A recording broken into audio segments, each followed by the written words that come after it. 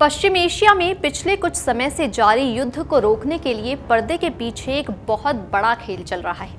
New York times की एक report के अनुसार दुनिया की सबसे बड़ी महाशक्ति अमेरिका और उसका पुराना दुश्मन ईरान एक समझौते के बेहद करीब पहुंच गए हैं। लेकिन ट्विस्ट ये है कि संभावित समझौते का कोई भी कागज या आधिकारिक प्लान अभी तक सामने नहीं आया है।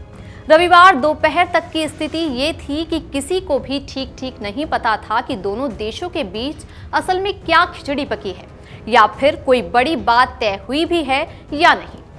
जब दोनों देशों के बड़े अधिकारियों से बात की गई तो उनकी बातों में जमीन आसमान का अंतर मिला। अमेरिका कुछ और कहानी बता रहा है तो ईरान कुछ और। आइए अपनी इस वीडियो में आसान भाषा में समझते हैं कि वो 5 बड़े मुद्दे कौन से हैं जिनकी वजह से बात बनते बनते अटक रही है। दरअसल सबसे बड़ा झगड़ा ईरान के परमाणु कार्यक्रम को लेकर है। अमेरिकी राष्ट्रपति डोनाल्ड ट्रंप का साफ कहना है कि ईरान को अपना ज्यादातर हाईली एनरिच्ड यूरेनियम का पूरा भंडार नष्ट करना होगा।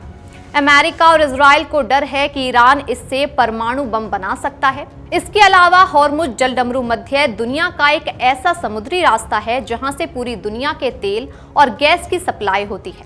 28 फरवरी को जब अमेरिका और इजराइल ने ईरान के खिलाफ युद्ध शुरू किया तब तक ये रास्ता बिल्कुल खुला था।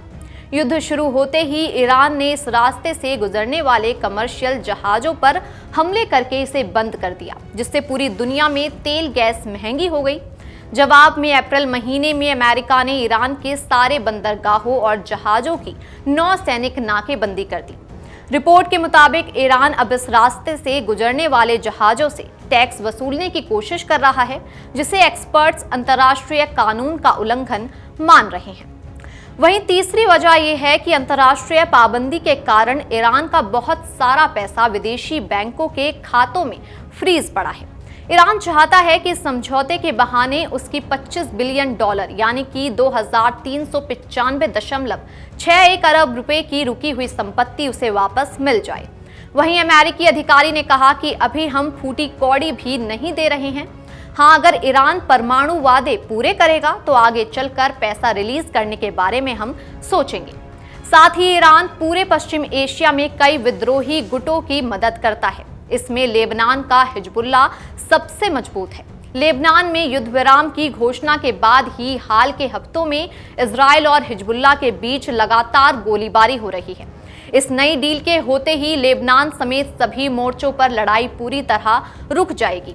अमेरिकी अधिकारियों ने इस डील में हिजबुल्लाह या बाकी प्रॉक्सी गुटों का नाम तक नहीं लिया है। इजराइल के प्रधानमंत्री बेंजामिन नेतन्याहू ने रविवार को कहा कि उनकी ट्रंप से बात हुई है।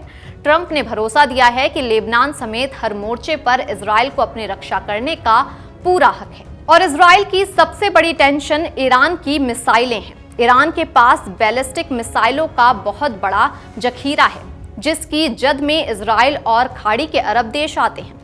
शुरुआत में ट्रंप प्रशासन ने कहा था कि ईरान को अपनी मिसाइलें खत्म करनी होंगी और उनकी रेंज कम करनी होगी, लेकिन अमेरिकी अधिकारी ने रविवार को एक चौंकाने वाला खुलासा किया।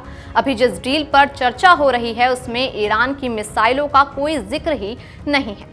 इस बात से इजराइल बेहद नाराज है। विश्लेषकों का मानना है कि अगर मिसाइलों का मुद्दा हल नहीं हुआ तो इजराइल भविष्य में अकेले ही ईरान के मिसाइल ठिकानों पर हमला कर सकता है, जिससे नया युद्ध भी भड़क जाएगा। कुल मिलाकर अमेरिका और ईरान के बीच चल रही ये बातचीत सिर्फ 2 देशों का मामला नहीं बल्कि पूरे पश्चिम एशिया और दुनिया की अर्थव्यवस्था से जुड़ा एक बड़ा दाव है। परमाणु कार्यक्रम, हॉर्मुज जलडमरू मध्य, अरबों डॉलर की फ्री संपत्ति और ईरानी मिसाइलों जैसे मुद्दों पर अब भी कई सवाल बाकी हैं। यही वजह है कि समझौते की खबरों के बावजूद स्थिति पूरी तरह साफ नहीं है। अगर आप ये वीडियो YouTube पर देख रहे हैं तो हमारे चैनल को सब्सक्राइब कर बेल आइकन दबाएं और Facebook पर देख रहे हैं तो हमारे पेज को लाइक करें।